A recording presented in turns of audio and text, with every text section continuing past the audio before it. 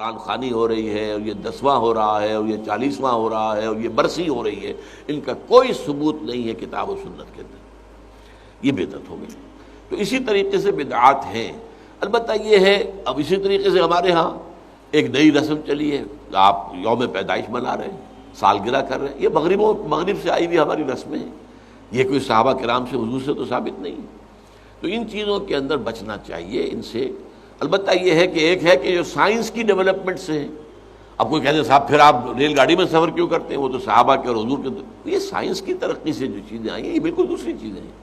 ان میں ثواب کا معاملہ نہیں ہے، یہ تو آپ کی ایک ضرورت ہے جو پوری ہو رہی ہے۔ وہ آپ ہوائی جہاز میں سفر کریں، ٹرین میں سفر کریں، کار میں سفر کریں، یہ جدید ترقیات ہیں، ان سے فائدہ اٹھانا ہے اور ان کو استعمال کرنا ہے، تو یہ اور بات ہے۔ لیکن دین میں کوئی نئی چیز جو حضور اور صحابہ سے ثابت نہ ہو اور اس کو آپ حصول ثواب کی نیت سے کریں، وہ بدعت ہے۔ اب جیسے مثلاً حضرت عمر رضی اللہ تعالیٰ عنہ نے اپنے قدم کو بدعت قرار دیا۔ آپ کو معلوم ہے کہ حضور کے زمانے میں تراویح کی نماز کا کوئی رواج نہیں تھا، حضرت ابوبکر کے دور میں بھی نہیں تھا، بلکہ یہ تھا کہ رات کو نماز نوافل ادا کرو اپنے اپنے طور پر، قیام اللیل اپنے اپنے طور پر۔ تو اس حوالے سے تراویح کی نماز کا جو ہے باجماعت یہ حضرت عمر نے کیا رضی اللہ تعالیٰ عنہ،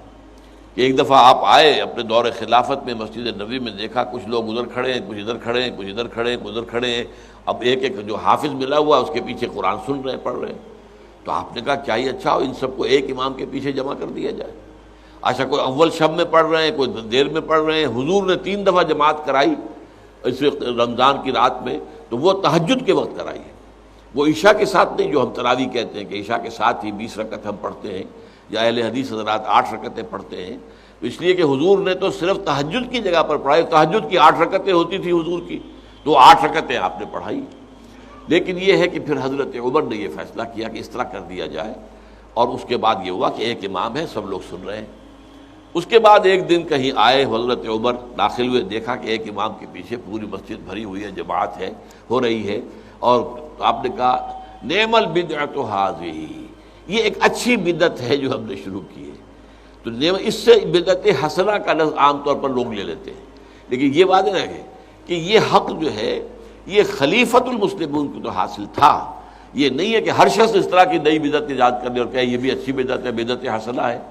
اگر ہم اذان سے پہلے یہ پڑھ دیتے ہیں، درود پڑھ دیتے ہیں، تو کیا برائی ہے اس میں؟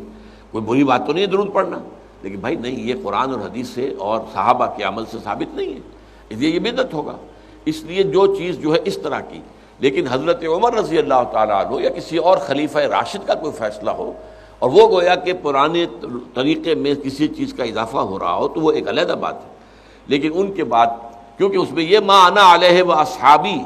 تو اصحاب حضرت عمر اصحاب میں سے ہیں، اور اصحاب ہی نہیں بلکہ آپ جو ہیں خلفائے اربعہ میں سے ہیں، خلیفہ ثانی ہیں، تو اس پہلو سے ان کی بات علیحدہ ہوگی، لیکن کسی اور کو اپنے کسی کام کی شروع کرنے کو بدعت حسنہ قرار دینا یہ درست نہیں ہے۔